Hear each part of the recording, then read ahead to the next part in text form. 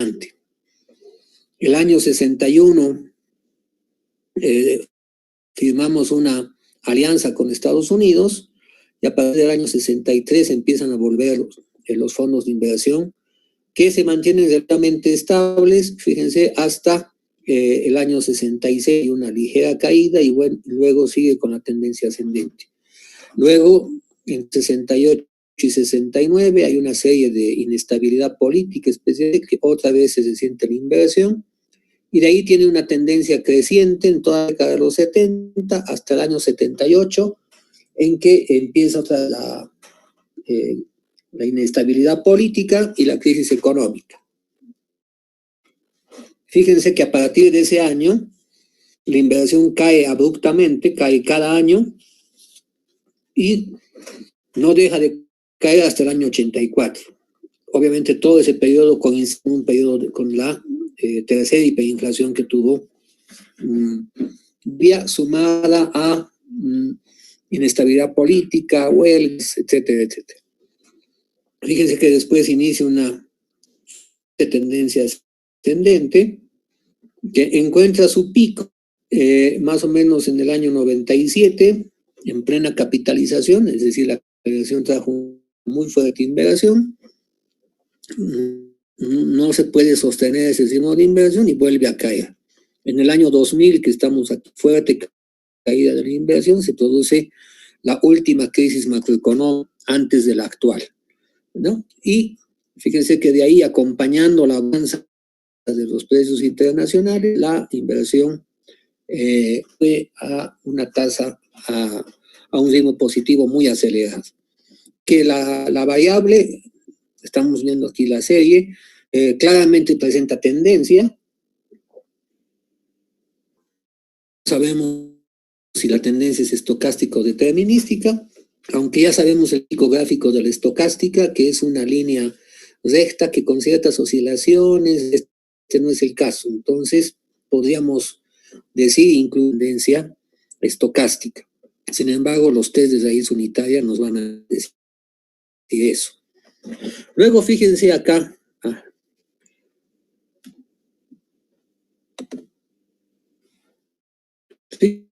Fíjense aquí las unidades de la variable. Bolivianos, 10 millones de bolivianos, es decir, que es un monto muy grande. A reducirlo, tal vez probablemente podamos sacar el logaritmos. Los logaritmos en una serie de tiempo no la alteran la serie en lo mínimo. Es un cambio de escala y suavizan algunas fluctuaciones muy de esta punta de acá. Cuando lo veamos en logaritmos, van a ver que podemos ver eso en Nebius. Fíjense que en Nebius hemos generado, pero ustedes ya saben por las clases previas que si me voy con el cursor a la barra de abajo donde dice el año 1950, manteniendo apretado el botón izquierdo, puedo achicar, fíjense, el tamaño de la muestra y fijarme en periodos específicos. Lo mismo con el de la derecha, 2018, y puedo achicar. De hecho, en los informes uno describe la variable por pedazos. Por ejemplo, el primer pedazo, ¿no? Hasta la revolución del 64, o sea, hasta la caída de Víctor Paz, que estaba encaprichado en hacerse de elegir igual que otros presidentes que conocemos, ¿no? Entonces, fíjense, simplemente el periodo del 50 al 64, evidentemente, fíjense la caída que hay, justo empieza en el año 52, es muy fuerte el 53, se empieza a recuperar y ahí viene la hiperinflación del 56 y vuelve a bajar, ¿no? Y recupera con el plan trienal del año 61 y vuelve a recuperarse. Entonces uno puede graficar por pedazos, si es justa, la variable, depende del interés que ustedes tengan en ciertos periodos, depende, por ejemplo, podemos graficar el siguiente periodo, el periodo del 64 hasta el retorno de la democracia, es decir, hasta el 78.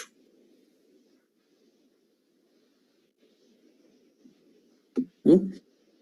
Entonces, fíjense, el periodo de los llamados gobiernos militares, del 64 al 78, muestra una tendencia claramente positiva de la inversión, simplemente detenida en los años 68, 69 y 70, donde se sucede una gran cantidad de presidentes, al extremo que en un solo día tuvimos 3 presidentes en Bolivia en el año 39, ¿no? Entonces, y uno de esos 3 presidentes fue presidente por 6 horas, ¿no? Entonces,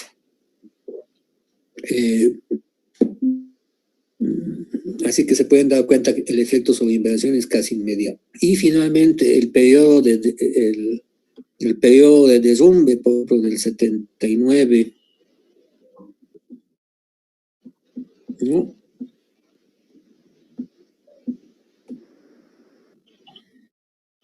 Hasta el periodo de la estabilización, es decir, el periodo 79-86, coincide con la hiperinflación. Fíjense, la inversión cae a tasas gigantescas, pero fíjense que un año antes de que la hiperinflación se acabe, la inversión empieza a recuperarse. Fíjense que en el 84 aumenta, el año 85 sigue aumentando y la economía se estabiliza a fines del 85, es decir, que en series anuales la estabilización deberíamos ver el año 86. Entonces uno puede decir, pero ¿qué es ahora? La inversión ya estaba aumentando. Sí, ese es un tema digno de estudio. ¿Por qué la inversión se empieza a mover antes, en el peor momento de la crisis? Y posiblemente es efecto de expectativas, ya que los inversores a veces, bueno, peor que ahora no podemos estar. Eso quiere decir que la economía va a mejorar a partir de ahora. Mejorar las inversiones hoy en plena crisis para que cuando se recupere la economía, nuestro proyecto ya esté operativo y ya podamos tener rentas. Precisamente en 34 se inicia la inversión de una de las minas más grandes de Bolivia, que fue Inti Raymi, que la empezaron las inversiones en ese año, el 84, y se hizo en el 88 en producción. Entonces, sí es muy importante, fíjense, el cambio de tendencia que se produce antes de la estabilización. Generalmente nos han enseñado que la inversión viene después de la estabilización, la inversión se recupera después de la estabilización. Aquí en este gráfico estoy viendo que se estaba recuperando ya antes. ¿Está bien? Y finalmente el periodo democrático del 86, bueno, del 82 al 80 adelante es democrático, llamaríamos ya el periodo post-estabilización, ¿no? Hasta el 2005, ¿no? En que la inversión sube a muy buenas tasas, pero con el fracaso de la capitalización, fíjense, cae y justamente cae entre el periodo 99 al 2000, todo de la crisis internacional que azotó a todo el mundo. Entonces, nosotros podemos describir. Y finalmente el periodo 2006-2015, digo 2018, tenemos todo completo, en que vemos una ascendente de la inflación. Entonces, podíamos haber explicado la serie así por pedazos, dependiendo como de la expertise que tenga cada uno en la variable que está analizando. Por eso es que hay que estar informado de la serie con cierta anterioridad para justamente posicionar mejores descripciones. Entonces, volviendo a nuestro esquema, esta serie X, por lo tanto, ya la hemos graficado, ya sabemos qué ha pasado, cómo se ha movido, etcétera. Y ahora sí, el trabajo econométrico, ¿está bien? Entonces, volvemos a ver el gráfico, esta vez ya con ojos econométricos. ¿Qué quiere decir ojos econométricos? Quiere decir fijarnos en lo siguiente: si hay tendencia, si no hay tendencia, si hay alguna observación atípica o no, si la serie es muy estable o es suave, si la evolución es suave o muy inestable, si hay cambios abruptos, si hay 2 o 3 pedazos claramente distinguibles en el gráfico, etc. Cosas que después nos van a alterar nuestras predicciones. Nosotros queremos predecir, vamos a predecir 2 años solamente, 2019 y 2020. Inversión. ¿Está bien? Con un modelo AIMA como los que ya hemos visto. Entonces, desde el punto de vista econométrico, fíjense, claramente hay una tendencia, ¿no?, positiva. Las oscilaciones a veces son muy fuertes, eso quiere decir que tal vez sea una tendencia estocástica. Decimos tal vez porque los test nos tienen que decir eso. No aparecen observaciones atípicas, fíjense, no hay un cambio gigantesco hacia arriba o abajo, no son espectaculares. Y también tampoco encontramos porciones del gráfico que tengan un comportamiento y otras porciones que tengan un comportamiento totalmente diferente. Aquí fíjense, el comportamiento es continuo, la serie va aumentando a pesar de que durante largos periodos oscila. Entonces, esa es nuestra notación econométrica. Volviendo a ustedes acá en el, donde, fíjense, casi al medio del menú hay una palabra que dice default. Esta palabra default, ¿qué quiere decir? Nos muestra el gráfico tal como está, tal como viene. Pero si abrimos esta ventana, tenemos otras formas de la variable. Por ejemplo, vamos a ver el cambio porcentual. Este porcentaje, símbolo de porcentaje y change, es el cambio porcentual, fíjense, en la variable. Es decir, la tasa de crecimiento entre un año y otro. Fíjense que vamos a graficar también, ¿no? Y vamos a anotar acá ¿no?, tasa de crecimiento, ¿no?, de la inversión. No tiene unidades, nos muestra cuánto ha cambiado entre periodos. Fíjense que en el 55 ha caído la inversión en 40% en un solo año, y al siguiente año ha subido al 60%. Fíjense, muy inestable la inversión al principio de la muestra, y después ya las variaciones son relativamente pequeñas. Entonces fíjense que esta serie es totalmente diferente de la serie original, y justamente esa es una de las características. La serie, esta es la primera diferencia de la serie, fíjense que es muy diferente. Entonces, ¿quién podemos graficarla? Podemos hacer exactamente lo mismo, ¿no?, y graficamos.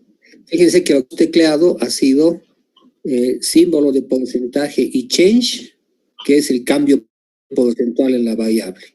¿Está bien? También nos puede interesar describir, porque fíjense, es otras cosas. Fíjense que esta variable es más inestable, de que hay fluctuaciones muy fuertes, y especialmente son muy fuertes al principio. Acá, ojo, estas fluctuaciones, para tranquilidad, digamos, de los que gobernaron en esa época, es muy posible que la inestabilidad de estos datos se deba a la calidad de los datos con los que contamos. No se olviden que si ustedes entran a la página INE y toman la variable formación bruta de capital, en el INE solamente existe este dato desde el año 80. ¿Está bien? Si uno toma publicaciones oficiales, etcétera, puede encontrar ese dato hasta el año 70. Todo lo anterior hasta el 70 ya es una reconstrucción. ¿Está bien? Datos empalmados, un pedazo había aquí, otro pedazo había allá, se los juntó, se los deflactó. Fue todo un trabajo llamaríamos de historia económica, llamaríamos, o historia estadística, que permitió reconstruir esta serie hasta el 50. Ahí tenemos algunos indicadores que inclusive algunos investigadores que se construyen algunas variables así más atrás. Entonces, y obviamente la calidad no es buena, y tal vez por eso es que tengamos cada inestabilidad de esta variable al principio. ¿Está bien? Entonces, yo creo que con estos dos gráficos queda claro, y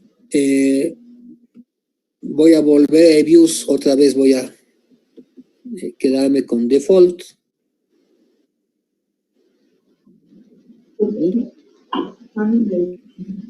Vuelvo a la serie con default y me fijo en su unidad.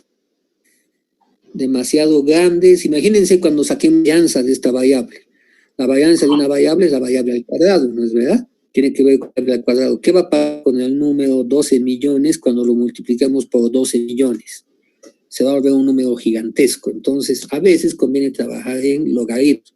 Y fíjense, default, en ese menú donde dice default, bajamos hasta el penúltimo lugar y ahí dice log.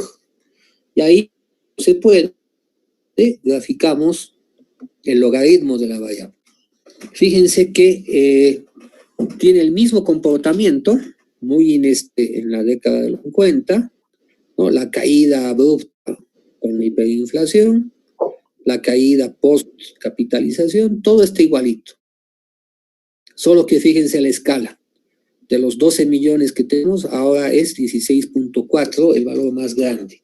Entonces, el logaritmo, fuera de las otras cualidades que tiene, también es un reductor de la escala.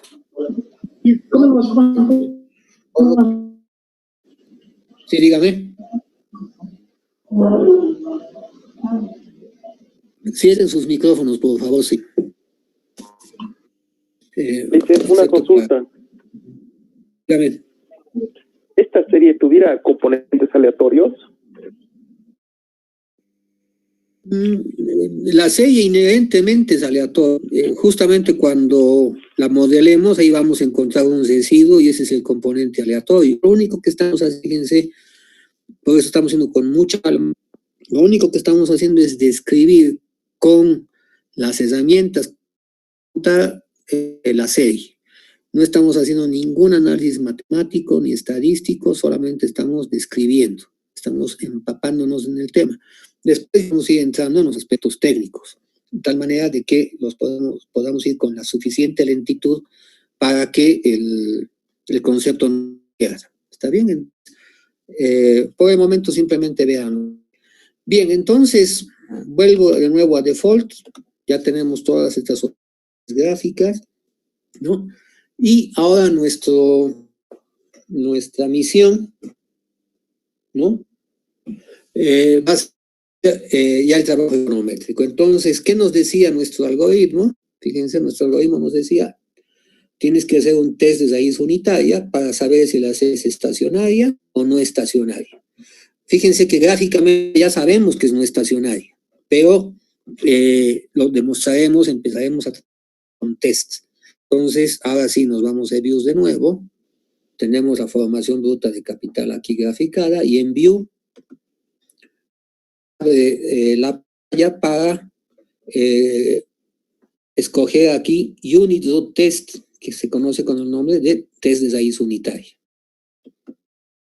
Se nos abre el menú del test de raíz unitaria y acá, ¿qué es lo que tenemos que hacer aquí? Es simplemente determinar si la serie es estacionaria o no. Para eso, fíjense bien acá, tomamos la variable en niveles, label que dice acá, es decir, la variable tal cual está.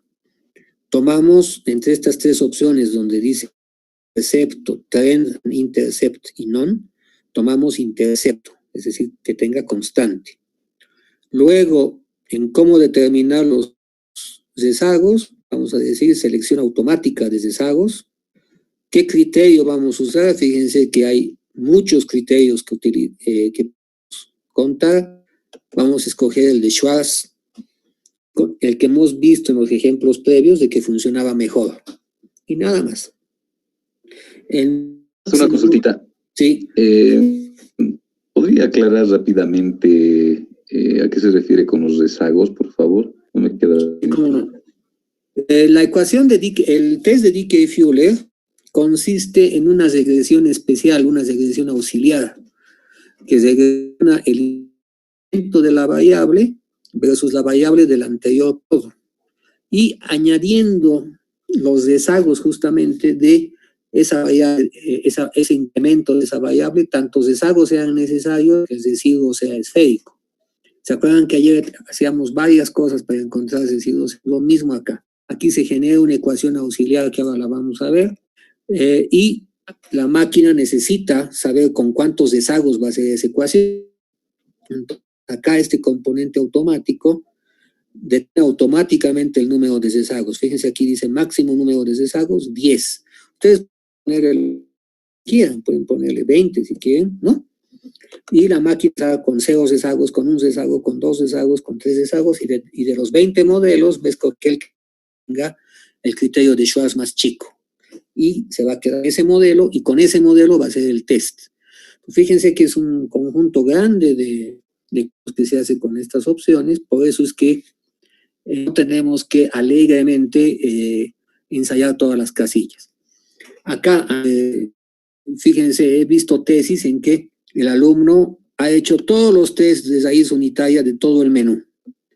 Y en cada uno de los tests, con todas las posibilidades, en nivel, en primera diferencia, en segundo diferencia, con intercepto, con tendencia asignada, con criterio de Schwarz, con criterio de Caíque, ¿no? Al final ha obtenido como unos 15 o 20 test de raíz unitaria, y por mayoría de votos ha determinado si la serie es estacionaria o no. Es decir, todos los test que ha hecho, si en la mayoría ha rechazado la hipótesis nula, entonces concluye que el test, que la variable no está allá. Eso es una aberración, ¿está bien? Ustedes escogen el test más adecuado que consideren para sus datos. Nosotros estamos partiendo del decay Führer, que es el más simple, el más delicado, pero a su vez el más popular, ¿no? Pero va a haber momentos que probablemente tenemos que cambiar por necesidad. Mientras tanto, simplemente usar decay Führer. Para saber si la serie es estacionaria o no, tomamos nivel, intercepto, y dejamos que el paquete escoja automáticamente. ¿Con qué criterio? Aquí aconsejable Schwarz, pero ustedes aquí sí están en libertad de usar lo que quieran. ¿Está bien? Entonces tecleamos OK, ¿no? Y fíjense acá, una gran cantidad de resultados. Fíjense que esta pantalla tiene dos pedazos.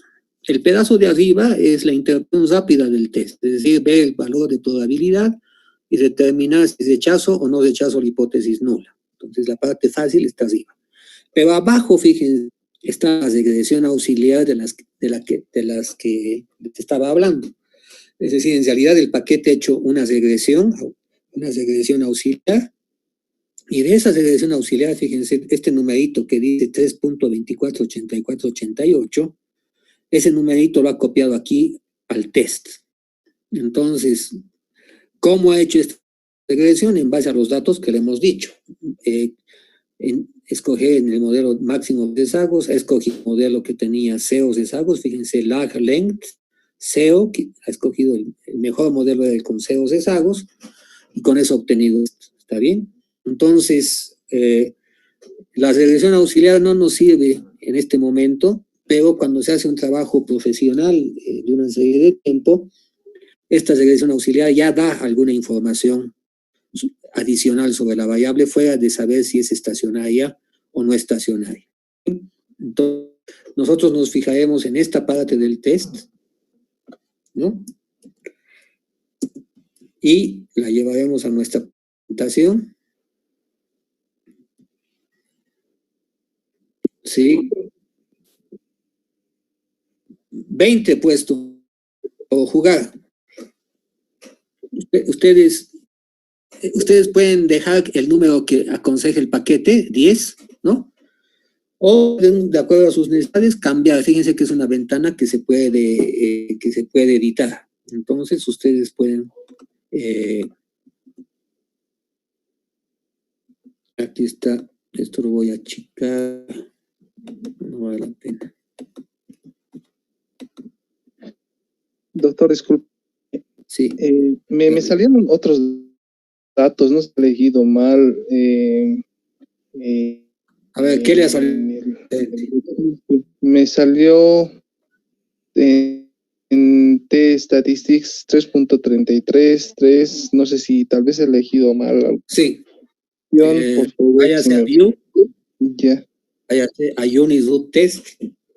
La variable que hemos elegido es formación bruta de capital. No hemos elegido ni su logaritmo ni nada.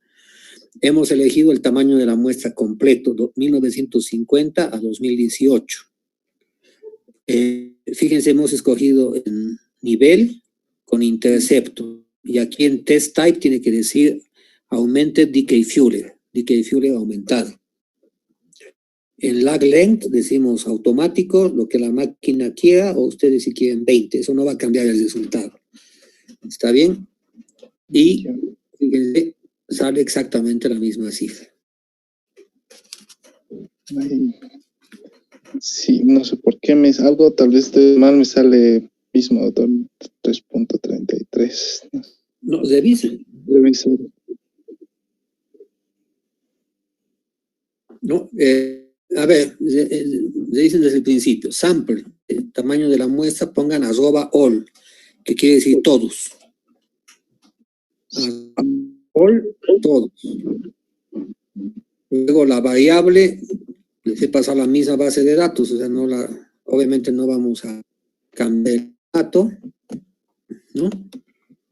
Y vemos que en aquí está aquí pueden ver sus estadísticas. A ver, la media, ¿cuánto les da? 38.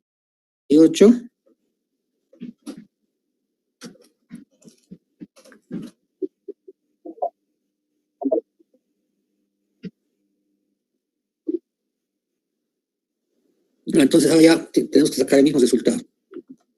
View, Unit Root Test.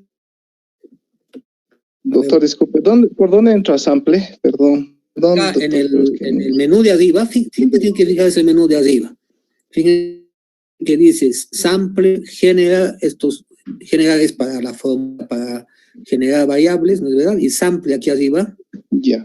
Ahí está, ahí corrige. Sample, cuando ponen @all, o sea, @all, quiere decir que le están diciendo al paquete que tome todos los datos. Alternativamente podrían haber puesto aquí 1950-2018, que es lo mismo que all. En if, ustedes pueden poner muchos if, pueden poner, por ejemplo, si los valores son positivos, formación bruta de capital mayor que 0, por ejemplo, ¿no? Igual que es el mismo if de Stata acá. Entonces ustedes de esta manera trabajan con if. Como estas son series de tiempo, el if casi nunca lo tocamos, ¿está bien? Generalmente lo usamos, ¿se acuerdan? En encuestas, en censos, etc. Entonces, sample de esta manera lo toman. Entonces, ahora sí tienen el 2484. Sí, doctor, ahora sí. Sí, gracias.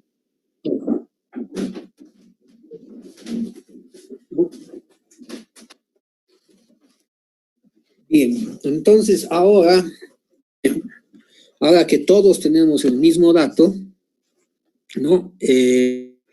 Integremos el test. Hipótesis nula, forma de capital es no estacionaria. Hipótesis alterna es estacionaria. Entonces, al valor de probabilidad, y fíjense que dice 1.000, o sea que 1 es mayor que 0.05. Conclusión, no rechaza la hipótesis nula. ¿Está bien? Entonces, de esta manera, voy a sacarle fotito a esto para que peguemos en nuestra presentación.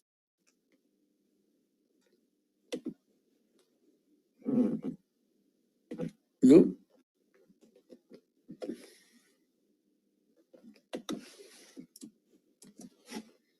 Entonces,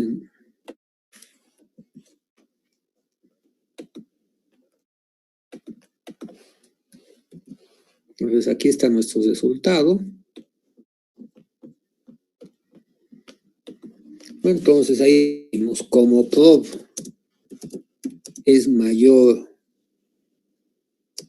que 0.05. Entonces concluimos que formación bruta de capital fijo, es decir, la inversión, es una serie no estacionaria. Entonces, esa es nuestra conclusión con el test. ¿Está bien? Ya sabemos que este test de Dickey-Fuller puede en ciertos casos no ser confiable, pero aquí estamos trabajando solamente con ese. Después, a medida que ustedes vayan estudiando más, teniendo más elementos, se van a dar cuenta que a veces van a tener que reemplazar este test por un mejor test. Entonces, ahora volvemos a views y ahora pasamos a la siguiente pregunta. Fíjense, nos vamos en nuestro algoritmo, que yo les aconsejo que lo impriman y lo tengan plastificadito a un lado, para que constantemente con eso siguen cuando hagan sus modos. ¿Qué nos decía el algoritmo? Nos decía, si ya sé que la serie es no estacionaria, ahora tengo que ver si la serie tiene tendencia determinista, tiene tendencia estocástica. Para ello, fíjense cuál era la herramienta. Otra vez, el test de raíz unitaria.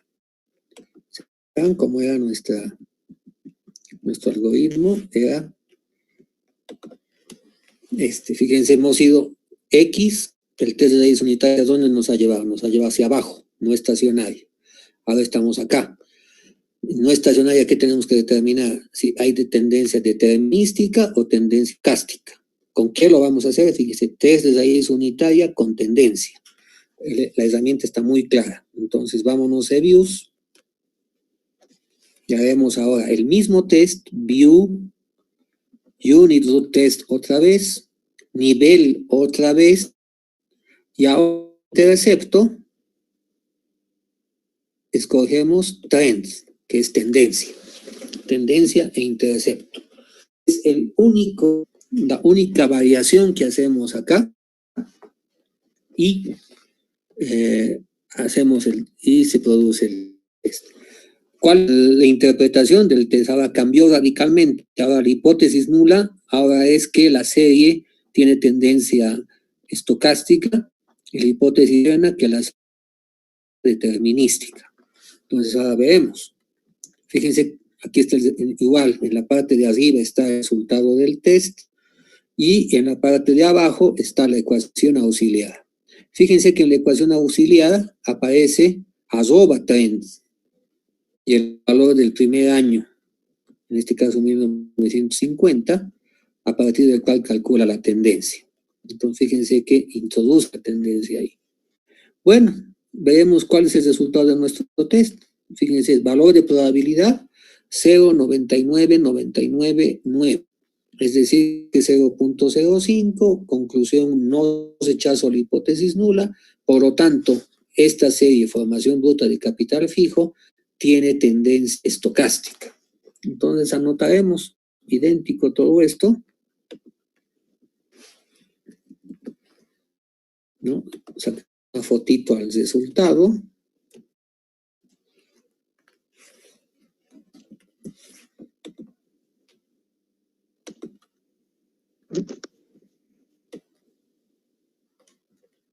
¿No? Todos han sacado el número 1.207172. Entonces aquí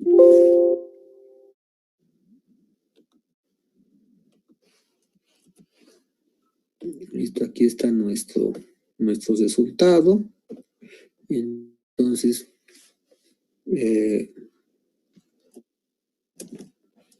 tipo de tendencia. Entonces aquí decimos como prob es mayor que 0.05, entonces no rechazamos la hipótesis nula y por lo tanto formación bruta de capital fijo tiene tendencia estocástica. ¿Qué quiere decir en tendencia estocástica? Que las variaciones, esta tendencia, fíjense, tiene fluctuaciones de tipo aleatorio, es decir, que no a priori no sabemos hacia dónde se va a mover la variable el próximo año.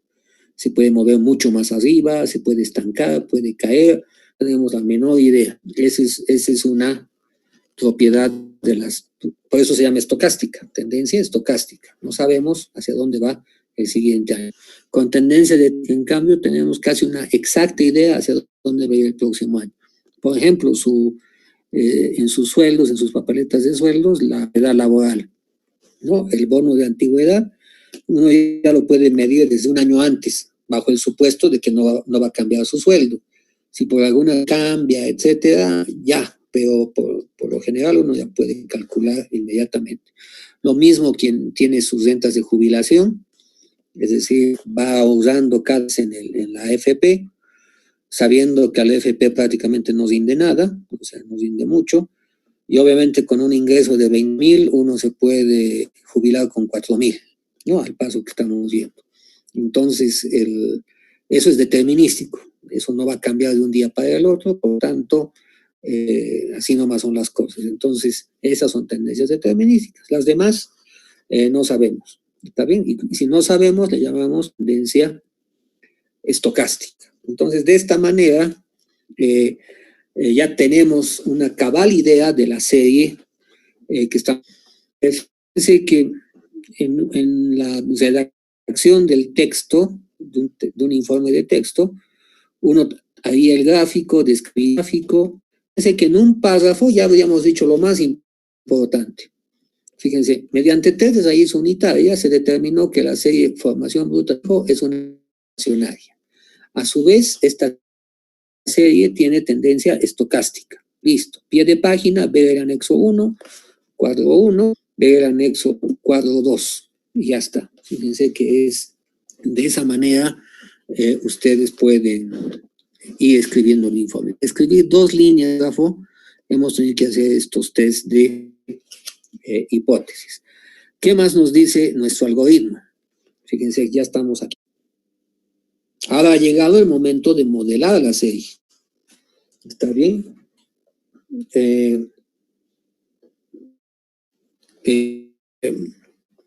Modelando la serie, fíjense, ya sabemos que tiene tendencia estocástica. ¿Qué viene ahora? Fíjense, ver el correlón. ¿De qué? De la variable diferenciada. Ahora tengo que saber qué orden de integración tiene la serie, cuántas veces tengo que diferenciarla. Entonces viene otra vez views y digo, bueno, ya sé que la serie es no estacionaria. Ahora, ¿qué tengo que hacer? ¿No? Tengo que hacer un test de raíz unitaria a la primera diferencia y ver si es estacionaria. Si es estacionaria, ahí me quedo. Si no es estacionaria, hago el test de raíz unitaria a la segunda diferencia y así sucesivamente. Entonces hago view test, y ahora, en vez de hacer el label, como siempre lo hemos hecho, ahora hacemos primera diferencia. Y siempre intercepto, sin tendencia. Fíjense que aquí, ¿qué testear? Vamos a testear si la primera diferencia es estacionaria o no estacionaria. Veremos, ok. Fíjense aquí, hipótesis nula, el incremento en la formación bruta de capital fijo es no estacionaria. Hipótesis alterna, el incremento es estacionario. Veremos el valor. Valor de probabilidad 0.000, eso quiere decir que es menor que 0.01, por lo tanto rechazamos la hipótesis nula al 1%. Como rechazamos la hipótesis, la serie es estacionaria. ¿Qué serie? De la formación bruta de capital. Fíjense que ahora se ha vuelto estacionaria en su primera diferencia. Entonces, en nuestra diapositiva dibujaremos eso. Licenciado, una consulta. ¿Sí? En este test último que hizo, ¿cuál es la hipótesis nula? La misma, la serie, pero esta vez delta, formación bruta de capital, es estacionaria. Si se alterna, la serie es estacionaria. Entonces aquí vamos a ver. Estacionaria. Sí, de raíz unitaria, vamos a hacerlo todo, ¿no? Esta vez a delta, formación bruta de capital Fíjense que antes lo que habíamos hecho acá era desde la unitaria solamente la variable formación bruta de capital fijo. Ahora hemos hecho incremento. Entonces, a ver, sacaremos una fotito a eso y lo pegamos.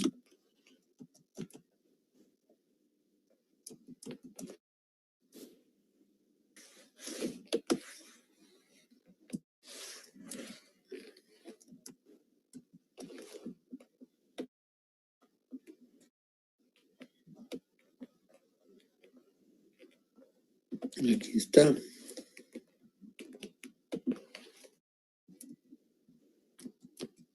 Y pegaremos acá. Entonces, aquí lo vamos a explicar con calma. Decimos, dado que formación bruta, capital fijo, tiene tendencia, ¿no?, estocástica, coma, se debe diferenciar dicha serie hasta que sea ¿está bien? Ahora, por lo tanto, ¿no? Por lo tanto, coma, primero se obtiene la primera diferencia, en este caso, delta, formación bruta de capital fijo, y se le hace el test de raíz unitaria. ¿Bien? Por eso decía en primera diferencia. Aquí, como PROB es menor 0.01, rechazamos la hipótesis del 1 por de significación, y por lo tanto la serie es delta, formación bruta de capital fijo, fíjense, es estacionaria. Entonces, fíjense, formación bruta de capital fijo es estacionaria. Delta, formación de capital fijo, ya es estacionaria. Entonces, con eso concluimos. Como hemos diferenciado una sola vez, ¿no? Diferenciado una sola vez. Entonces, formación bruta de fijo es una serie integrada de orden 1.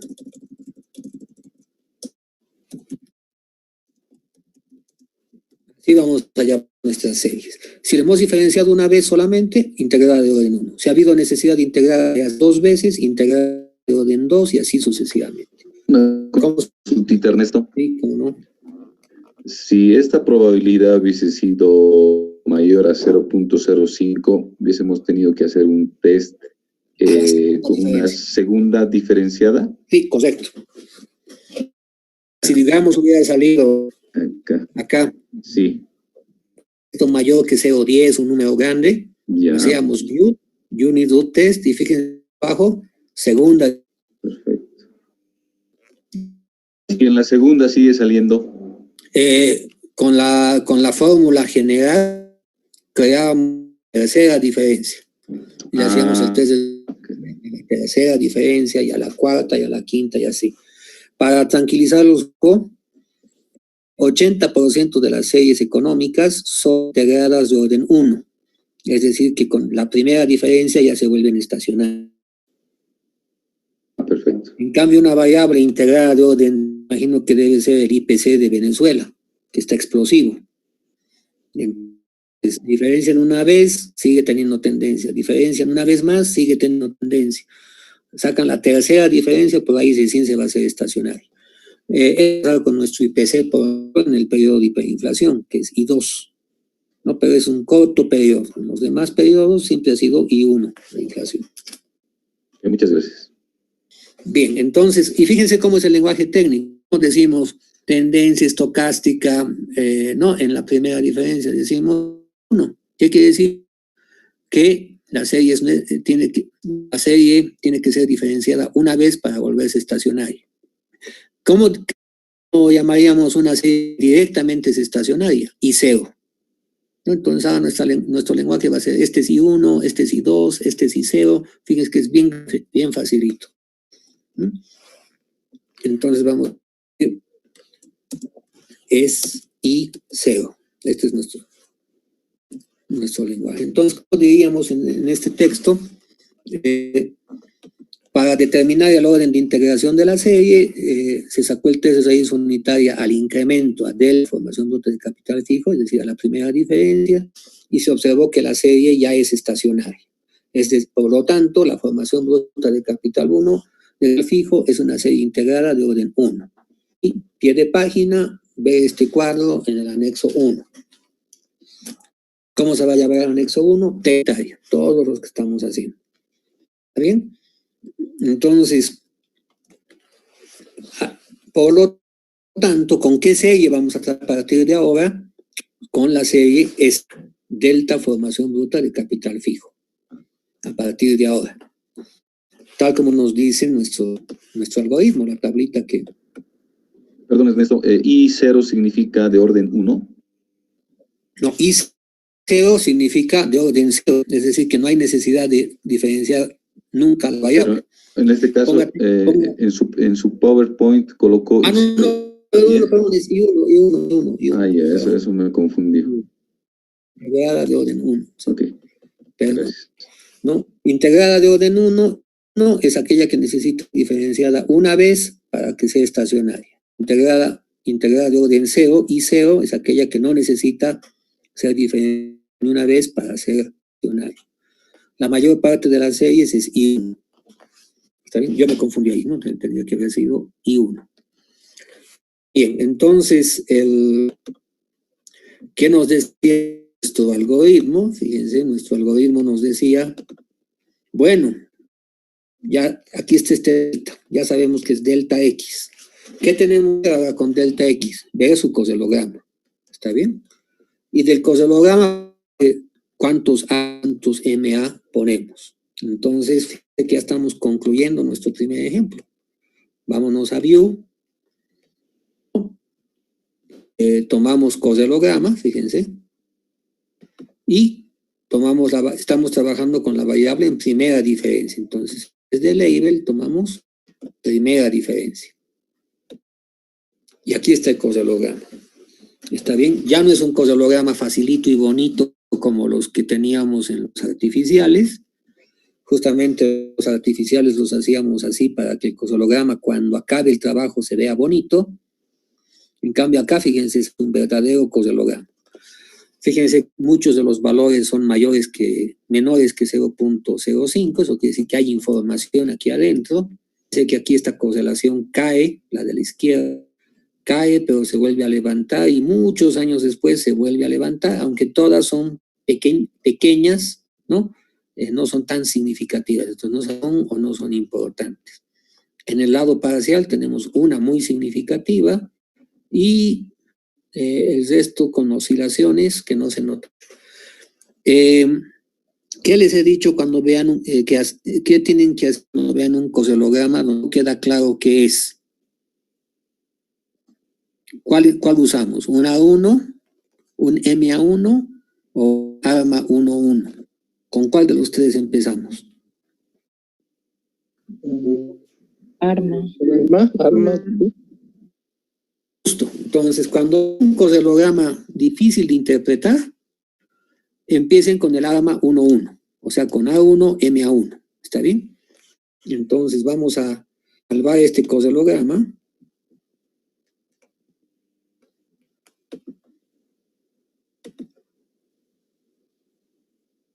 Vamos a salvar este coselograma.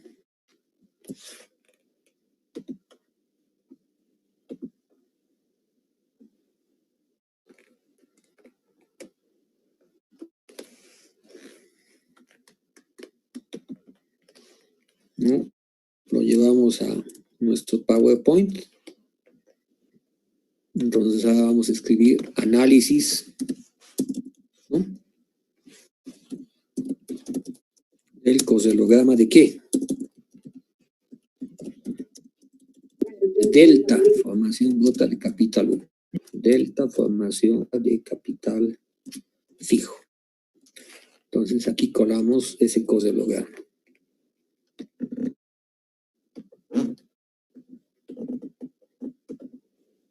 Aquí vamos a anotar lo que acabamos de hacer. Se analiza, ¿no?, el coselograma de la primera diferencia, ¿no?, de formación bruta de capital fijo. Es decir, coma, delta, formación bruta de capital fijo, ¿no? Se encuentra que se observa que el coselograma es muy claro. No nos dice si es un A, un MA, no nos dice nada. Por lo tanto, ¿no? Por lo tanto, iniciaremos el modelaje con un modelo ARMA 1. Esa es nuestra regla práctica. El coselograma fuese clarito, fíjense acá. Fíjense que aquí estas están cayendo y aquí hay una significativa, puede ser una 1 también. Pero como aquí hay otra aquí y aquí vuelve a subir, entonces como no queda claro, no nos arriesgamos, empezamos con el modelo.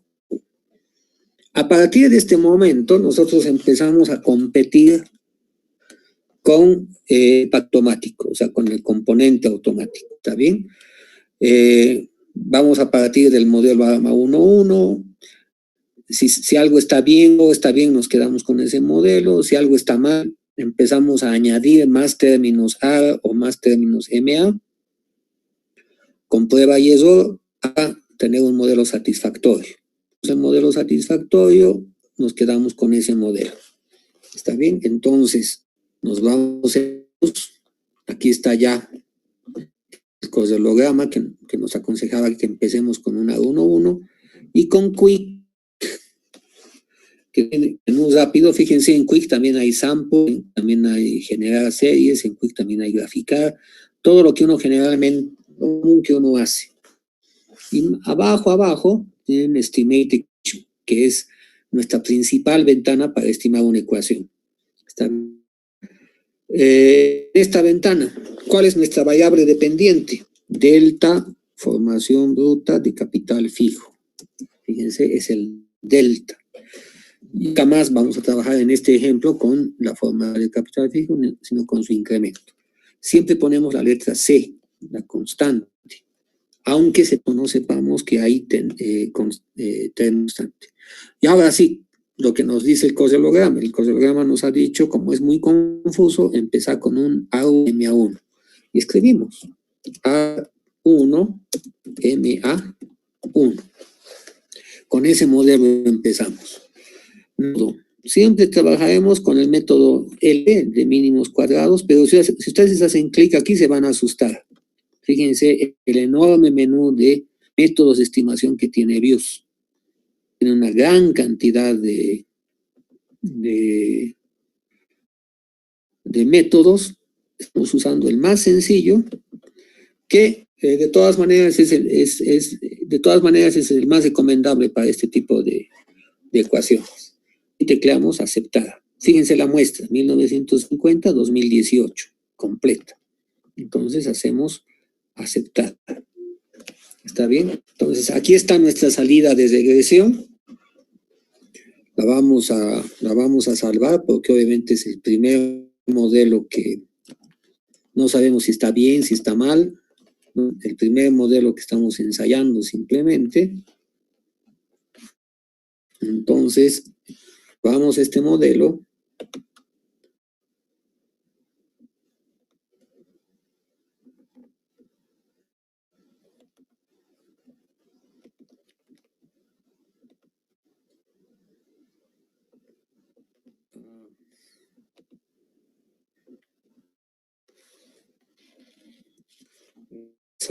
ejemplo.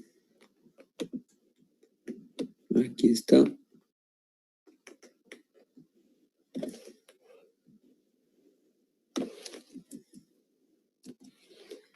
Entonces aquí pego el modelo.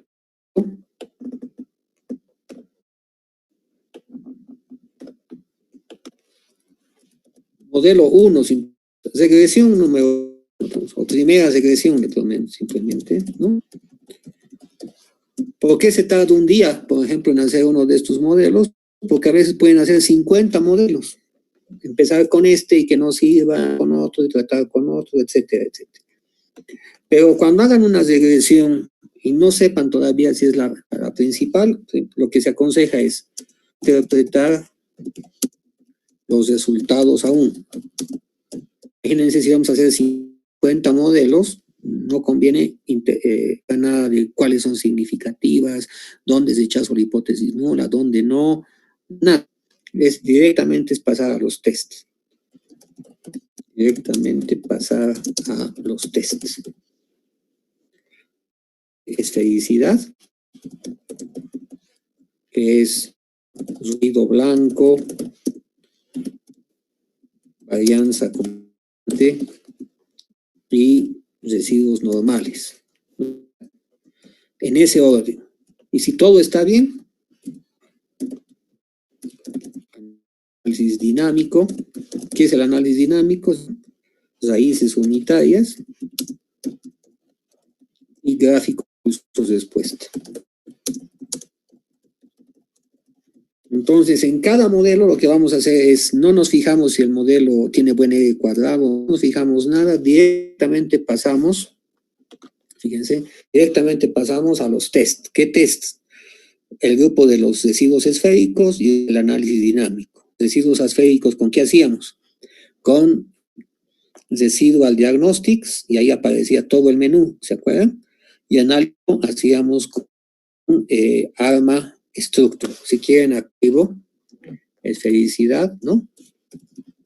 Residual Diagnostics y análisis dinámico, ARMA Structure. ¿Está bien? Entonces, nosotros nos vamos a nuestro modelo y le hacemos todos los tests muy rápidamente. En este caso vamos a hacerlo con lentitud, pero cada vez que ustedes ven un modelo y sepan que ese modelo no es el principal, todavía muchos modelos, simplemente trabajan rápido. View, Residual Diagnostics, coselograma. Fíjense acá, todos los valores de probabilidad tienen que ser mayores que 0.10, 0.05 para estar tranquilos. Y fíjense aquí, todos de lejos son mayores que ese valor. 0.90, 0.99, inclusive 1. Entonces tenemos un super coselograma acá. Directamente ya es blanco. Entonces eso lo vamos a anotar.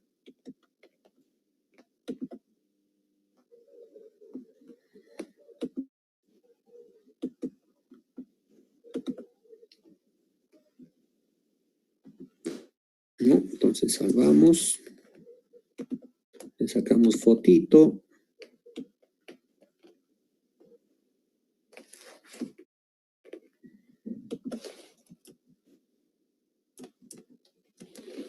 Entonces, de esta primera regresión, vemos si es ruido blanco,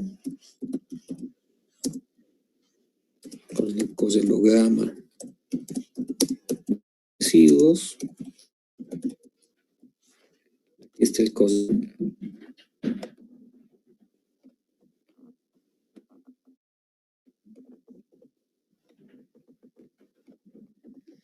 Decimos, como todos los valores prob son mayores que 0.05, entonces concluimos que los residuos son ruido blanco. Ojo que lo que estoy escribiendo acá no necesita ir al informe. No se olviden que tal vez en un modelo verdadero hagan 50 modelos internos.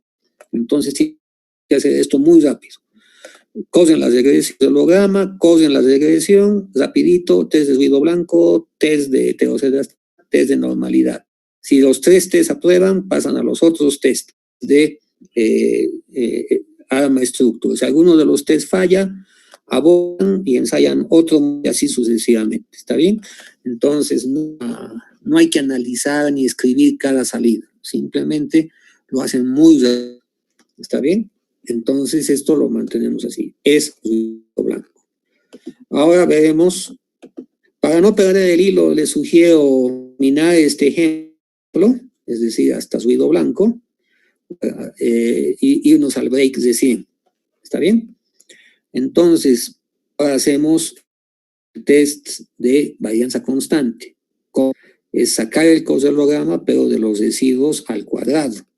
Entonces, hacemos view, residual diagnostics, y esta vez el segundo grama, cosologram squared residuals. Este es el valor de los squared residuals. Fíjense acá, tenemos las noticias. Fíjense que acá rechazamos la hipótesis nula. Fíjense, en el primer rezago, segundo, en varios rezagos. Hasta el rezago, fíjense, hasta el rezago 13 estamos de 5%, la mayoría de los rezagos. Eso quiere decir que hay heterocedasticidad. ¿Está bien? En este momento no tenemos las herramientas. No les he enseñado todavía qué hacer cuando hay heterocedasticidad. En este caso, fíjense, hay heterocedasticidad. Salvaremos esta pantalla, obviamente, si este es el resultado, ¿no? Pero estamos sabiendo de que existe claramente heterocedasticidad. Lo que queríamos ver acá era un cosholograma, todos los props sean mayores que 0.10, 0.20, lo más grandes posibles. Y aquí estamos que no pasa eso, ¿no? Entonces aquí está este cosholograma, nos está diciendo que tenemos muy claramente heterocedasticidad. O sea que esas fluctuaciones de la inversión resultaron ser importantes. ¿Se acuerdan que la inversión se desbombaba en algunos años por inestabilidad política, etcétera? Entonces, ahí están las cosologramas, residuos al cuadrado. Entonces decimos, como muchos primeros valores de PROB son mayores, pero son menores que 0.05, entonces concluimos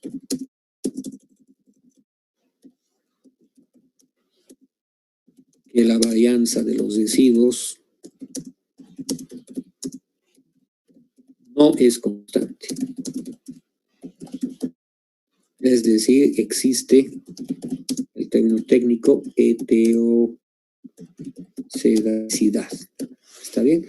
Si les cuesta decir la palabra heterocedasticidad, etcétera, digan el sinónimo. Varianza constante, si somos varianza inestable o no constante, heterocedástica. ¿Está bien?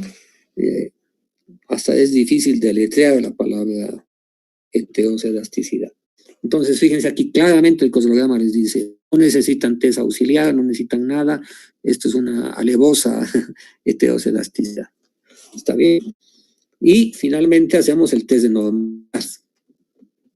Entonces hacemos view, residual diagnostic, histogram normality test, hasta el nombre lo dice, y aquí está el valor, el test de normalidad. Fíjense el test de normalidad, es menos 0.12, un poquito inclinado a la derecha. Kurtosis en vez de 3, 4.28. Test de Harke-Vera, valor de probabilidad, fíjense, 0.08. Mayor que 0.05, conclusión raspando, pero tenemos distribución normal. Entonces, vamos a nuestra presentación, ¿no? Y decimos, aquí está el test de Harke-Vera. Entonces, test de normalidad.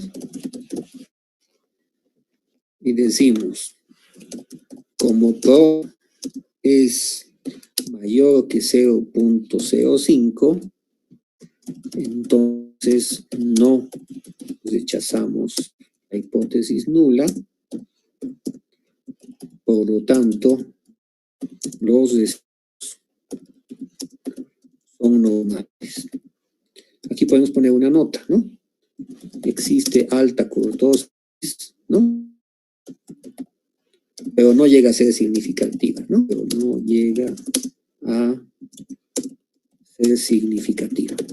Entonces, fíjense en nuestros residuos, conclusión ahora. Conclusión. Los residuos son, ¿no? Los puntos tienen ruido blanco. Ok, ¿no?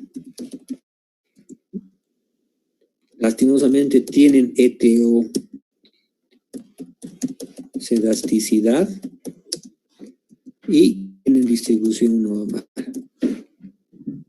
Por lo tanto, no son esféricos.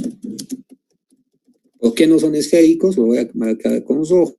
Porque tienen heterosedasticidad. Ha fallado un test. ¿Está bien? Entonces, sin embargo, todo lo demás está bien. Acá, un importante apunte para irnos al break. Cuando tienen esta figura, ¿qué quiere decir heterosedasticidad? Fíjense, quiere decir, aquí está nuestro gráfico, aquí se nota. Aquí está la variable en diferencias, por ejemplo. Fíjense que es la inestabilidad de la serie. Fíjense que al principio la serie fluctúa muy fuerte y luego deja de fluctuar. Entonces, esta variabilidad de los datos, a esto le llamamos heterosedasticidad. Se nota que hay heterosedasticidad.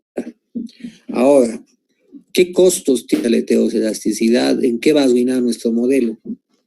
Hace que en el modelo de regresión, este que tenemos acá, fíjense, nosotros teníamos el coeficiente, ¿se acuerdan?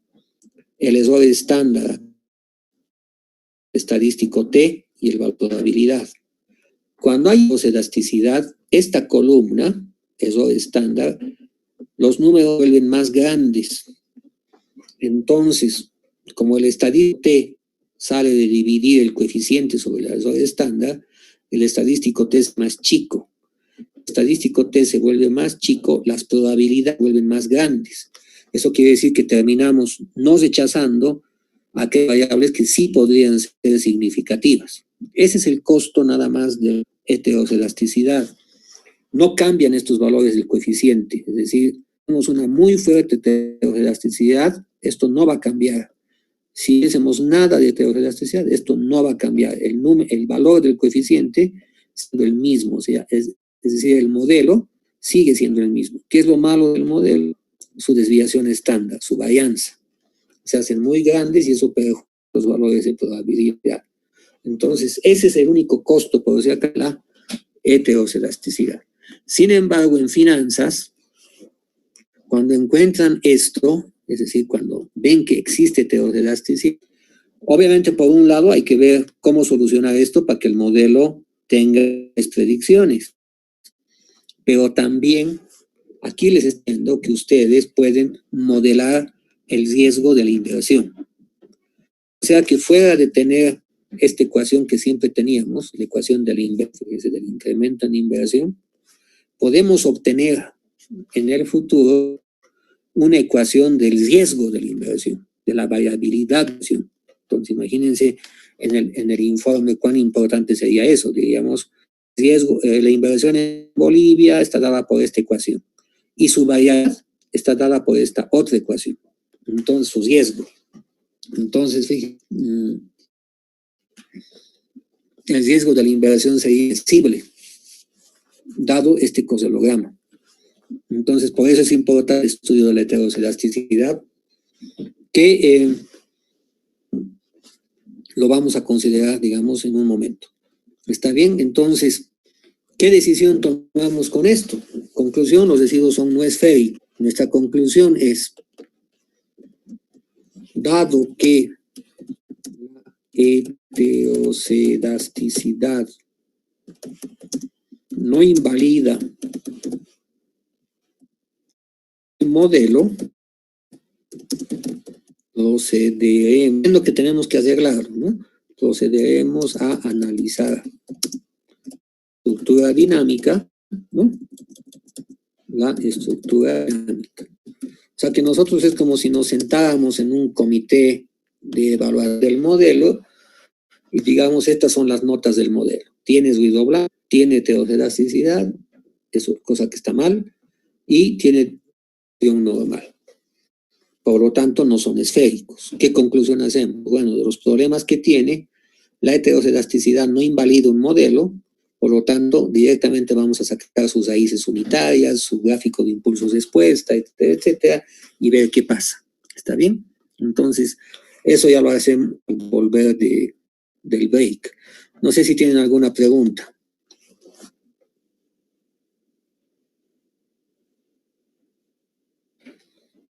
Fíjense que aparentemente con el primer modelo pudiendo hacer bastante. Precisamente de la lectura del cosdelograma van a salir mayores modelos. Después al volver del break vamos a seguir haciendo esto. Los que gusten, si quieren en el break, pueden confirmar estos resultados, etcétera, y nos veíamos en un momento. Yo lo voy a dejar esto así, o todos tienen el mismo resultado.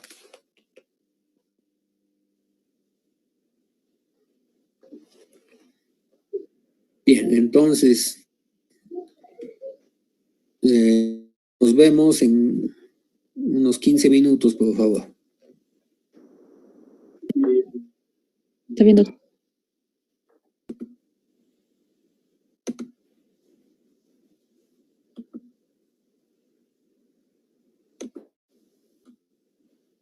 Bien, no han tenido problema con...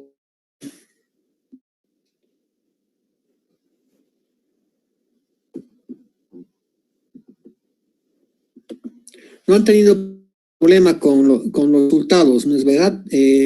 Han llegado a los mismos resultados, todo ha sido normal. Sí. Ya, perfecto.